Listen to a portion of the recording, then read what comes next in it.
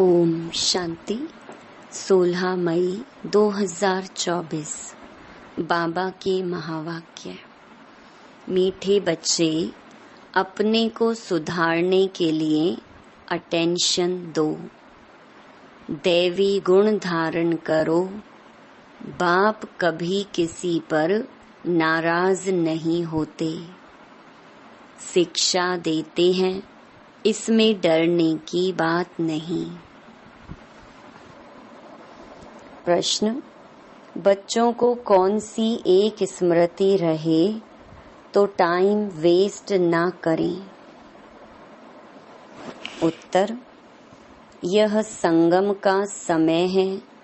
बहुत ऊंची लॉटरी मिली है। बाप हमें हीरे जैसा देवता बना रहे हैं।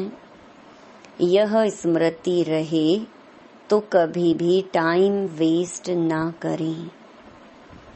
यह नॉलेज सोर्स ऑफ इनकम है, इसलिए पढ़ाई कभी मिस ना हो। माया देह अभिमान में लाने की कोशिश करेगी, लेकिन तुम्हारा डायरेक्ट बाप से योग हो तो समय सफल हो जाएगा। ओम शांति।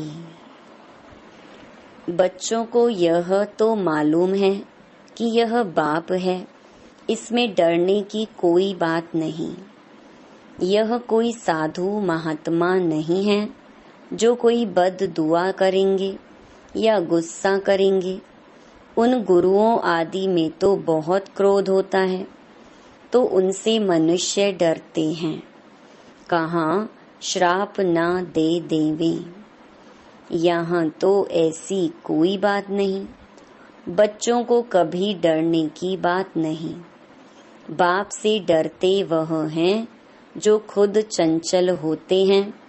वह लौकिक बाप तो गुस्सा भी करते हैं। यहाँ तो बाप कभी गुस्सा आदि नहीं करते हैं। समझाते हैं, अगर बाप को याद नहीं करेंगे तो विकर्म विनाश नहीं होंगे। अपना ही जन्म जन्मांतर के लिए नुकसान करेंगे।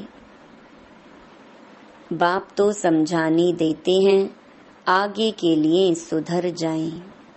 बाकी ऐसे नहीं कि बाप नाराज होते हैं।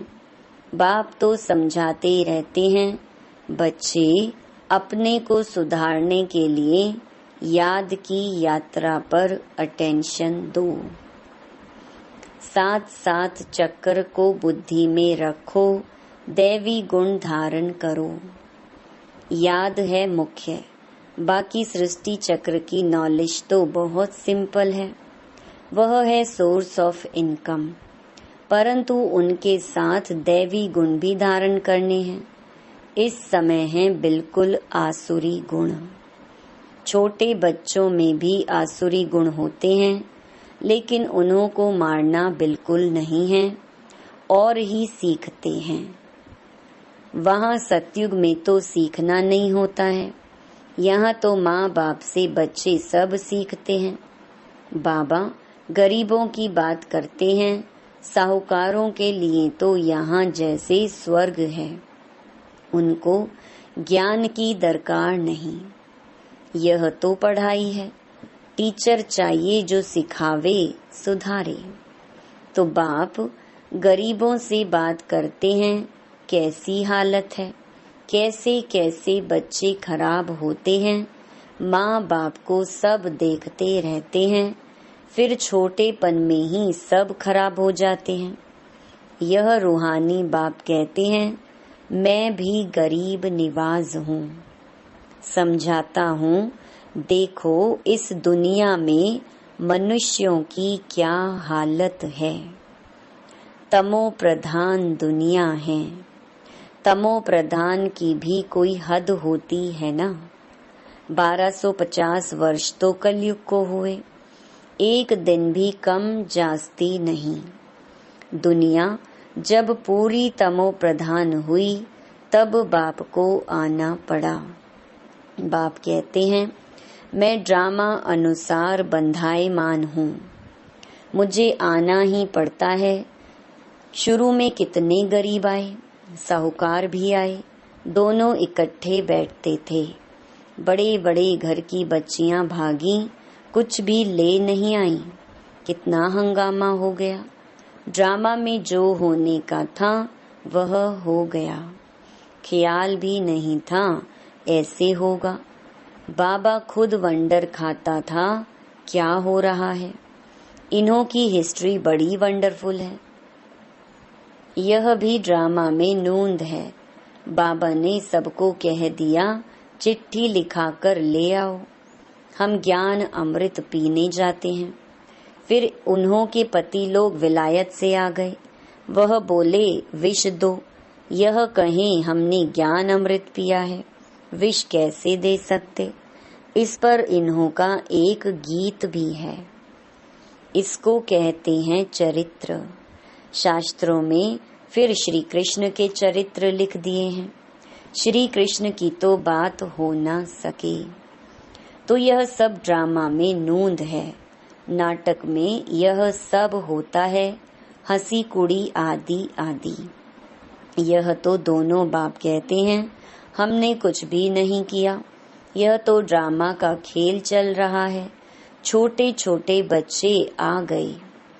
अभी वह कितने बड़े बड़े हो गए हैं। बच्चों के कितने वंडरफुल नाम संदेश पुत्रियां ले आईं। फिर जो उनसे भाग गए उनका वह नाम तो है ही नहीं। फिर पुराना नाम शुरू हो गया, इसलिए ब्राह्मणों की माला होती नहीं।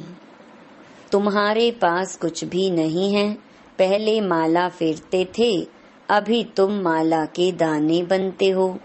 वहाँ भक्ति होती नहीं। यह नॉलेज है समझने की, है भी सेकंड की नॉलेज। फिर उनको कहते हैं ज्ञान का सागर। सारा सागर शाही बनाओ, जंगल कलम बनाओ, तो भी पूरा हो ना सके। और फिर है भी सेकंड की बात। अल्फ को जान गई हो तो बेबादशाही जरूर मिलनी चाहिए। तो वह अवस्था जमाने में अर्थात पतित से पावन होने में मेहनत है। बाप कहते हैं अपने को आत्मा समझ, मुझ अपने बेहद के बाप को याद करो, इसमें है मेहनत। तदबीर कराने वाला टीचर तो है, परंतु किसकी तकदीर में नहीं है तो टीचर भी क्या करे। टीचर तो पढ़ाएंगे, ऐसे तो नहीं रिश्वत लेकर पास कर देंगे। यह तो बच्चे समझते हैं, यह बाप दादा दोनों इकट्ठे हैं। ढेर बच्चियों की चिट्ठियां आती हैं बाप दादा के नाम पर। शिव बाबा केयर ऑफ प्रजापिता ब्रह्मा, बाप से वर्षा लेते हो इस दादा द्वारा। त्रिमूर्ति में है, ब्रह्मा द्वारा स्थापना कराते हैं। ब्रह्मा को क्रिएटर नहीं कहेंगे, बेहद का क्रिएटर तो वह बाप ही है। प्रजापिता ब्रह्मा भी बेहद का हो गया। प्रजापिता ब्रह्मा है तो बहुत प्रजा हो जाएगी। सब कहते हैं great great grandfather. Shiv Baba को ग्रेट ग्रेट ग्रैंड फादर नहीं कहेंगे, वह तो सभी आत्माओं का बाप हो गया। आत्माएं सभी भाई भाई हैं, फिर बहन भाई होते हैं। बेहद के सिजरे का हेड प्रजापिता ब्रह्मा हो गया। जैसे बिरादरी का सिजरा होता है ना, यह है बेहद का सिजरा। आदम और बीबी, एडम और ईव किसको कहते हैं? ब्रह्मा सरस्वती को कहेंगे। अब सिजरा तो बहुत बड़ा हो गया है, सारा झाड़ जड़ जड़ी भूत हो गया है। फिर नया चाहिए, इसको कहा जाता है वैरायटी धर्मों का झाड़। वैरायटी फीचर्स हैं, एक ना मिले दूसरे से। हर एक की एक्टिविटी का पार्ट एक ना मिले दूसरे से। यह बहुत गुह्य बातें हैं, छोटी बुद्धि वाले तो समझ ना सकें। बहुत मुश्किल है। हम आत्मा छोटी बिंदी हैं, परमपिता परमात्मा भी छोटी बिंदी है। यहाँ बाजू में आकर बैठते हैं।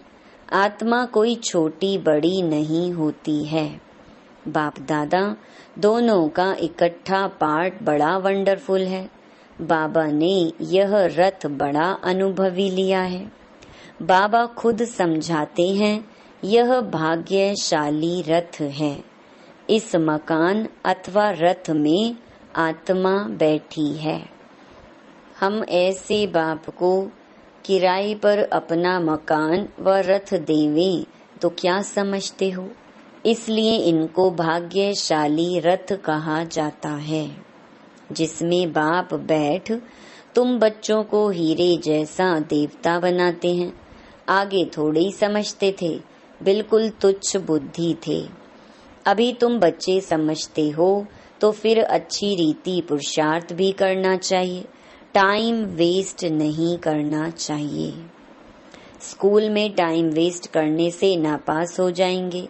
बाप तुमको बहुत बड़ी लॉटरी देते हैं। कोई राजा के घर जन्म लेते हैं तो जैसे कि लॉटरी मिली ना।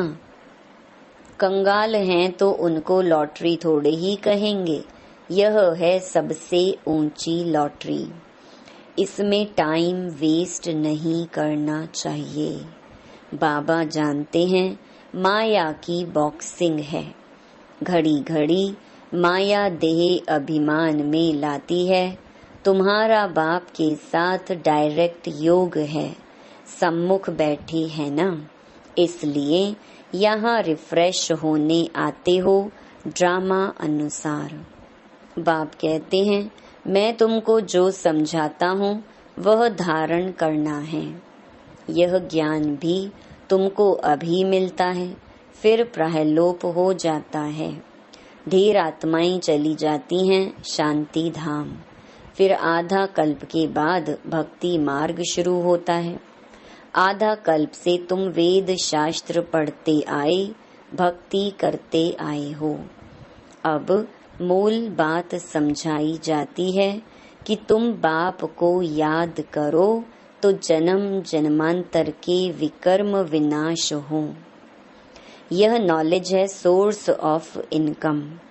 इससे तुम पद्मा पदम भाग्यशाली बनते हो, स्वर्ग के मालिक बनते हो। वहाँ तो सब सुख है। बाप याद दिलाते हैं तुमको स्वर्ग में कितने अपार सुख दिए हैं। तुम विश्व के मालिक थे, फिर सब गंवा दिया। तुम रावण के गुलाम बन गए हो। राम और रावण का कितना यह वंडरफुल खेल है। यह फिर भी होगा। अनादि बना बनाया खेल है। स्वर्ग में तुम एवर हेल्दी वेल्दी रहते हो। यहाँ मनुष्य को हेल्दी बनाने के लिए कितना खर्चा करते हैं, वह भी एक जन्म के लिए। तुमको आधा कल्प एवर हेल्दी बनाने में क्या खर्चा होता है? एक नया पैसा भी नहीं। देवताएं एवर हेल्दी है ना। तुम यहाँ आए ही हो एवर हेल्दी बनने के लिए। एक बाप के बिगर सर्व को एवर हेल्दी और कोई बना न सके। तुम अभी सर्वगुण संपन्न बन रहे हो। अभी तुम संगम पर हो।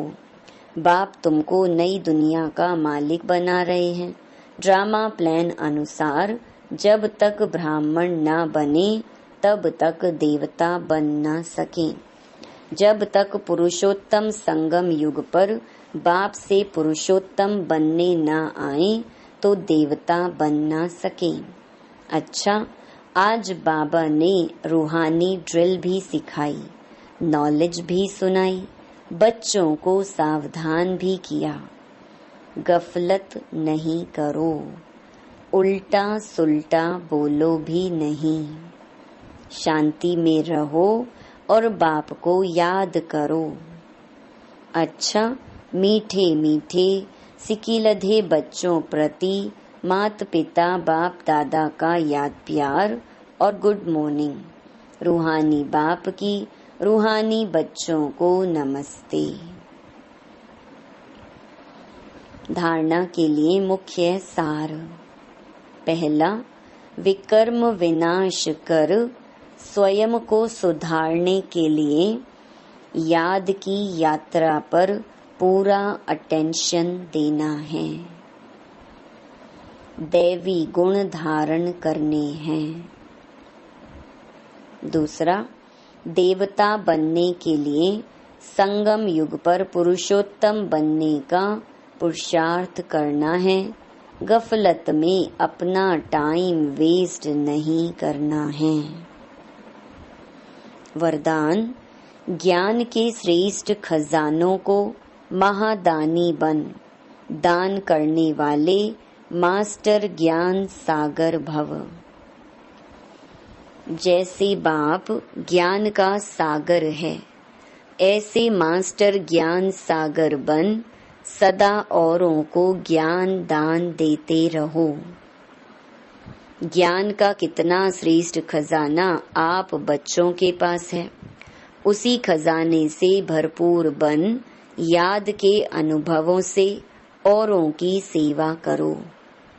जो भी खजाने मिले हैं महादानी बन उनका दान करते रहो, क्योंकि यह खजाने जितना दान करेंगे उतना और भी बढ़ते जाएंगे। महादानी बनना अर्थात देना नहीं, बल्कि और भी भरना। स्लोगन, जीवन मुक्त के साथ देह से न्यारे विदेही बनना, यह है पुरुषार्थ की लास्ट स्टेज। मातेश्वरी जी के मधुर महावाक्य। गुप्त वेशधारी परमात्मा के आगे कन्याओं माताओं का संन्यास। अभी दुनियावी मनुष्यों को यह विचार तो आना चाहिए कि इन कन्याओं माताओं ने संन्यास क्यों लिया है। यह कोई हठ योग कर्म संन्यास नहीं है, परंतु बिल्कुल सहज योग, राजयोग, कर्म योग संन्यास जरूर है। परमात्मा खुद आए जीते जी देह सहित देह के सभी कर्मेंद्रियों का मन से संन्यास कराता है, अर्थात 5 विकारों का संपूर्ण संन्यास करना जरूर है। परमात्मा आए कहता है, दे दान तो छूटे ग्रहण। अब माया का यह ग्रहण जो आधा कल्प से लगा हुआ है, इससे आत्मा काली पतित बन गई है। उनको फिर से पवित्र बनाना है। देखो, देवताओं की आत्माएं कितनी पवित्र और चमत्कारी हैं। जब सोल पवित्र है तो तन भी निरोगी पवित्र मिलता है। अब यह भी संन्यास तब हो सकता है जब पहले कुछ चीज मिलती है। गरीब का बालक साहूकार की गोद में जाता है तो जरूर कुछ देख गोद लेता है, परंतु साहूकार का बालक गरीब की गोद में नहीं जा सकता। तो यहाँ यह कोई अनाथ आश्रम नहीं है। यहाँ तो बड़े बड़े धनवान कुलवान माताएं कन्याएं हैं, जिन्हों को दुनियावी लोग अब भी चाहते हैं कि घर में वापस आ जाएं, परंतु इन्होंने क्या प्राप्त किया जो उस मायावी धन पदार्थ अर्थात सर्वंश संन्यास किया है। तो जरूर उनसे उन्हों को जास्ती सुख शांति की प्राप्ति हुई, तभी तो उस धन पदार्थ को ठोकर मार दी है। जैसे राजा गोपी चंद ने अथवा मीरा ने रानी पने का अथवा राजाई का संन्यास कर लिया। यह है ईश्वरीय अतीन्द्रिय अलौकिक सुख, जिसके आगे वो दुनियावी पदार्थ तुच्छ हैं।